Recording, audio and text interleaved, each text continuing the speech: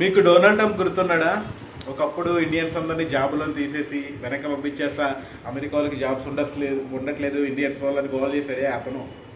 ఇప్పుడు అతనే మళ్ళీ ఎలక్షన్లో పోటీ చేస్తున్నాడు. అతను ఇచ్చింది ఏంటంటే అమెరికాలో యూఎస్లో ఎవరైనా అక్కడే చదువుకుని డిగ్రీ సంపాదిస్తే వాళ్ళందరికీ గ్రీన్ కార్డ్ ఇస్తారంట, ముఖ్యంగా ఇండియన్స్కి. మరి ఏమనుకుంటున్నారు? ఇండియన్స్ అంటే అక్కడ ఎలక్షనే కదా, ఎక్కడ ఎలక్షన్ అయినా కూడా ఇండియన్స్ ఆ పవర్ చూపిస్తారు. ట్రంపే కాదు కదా, ఆ డబ్బైనా కదా దిగి రావాల్సింది. That is Indians.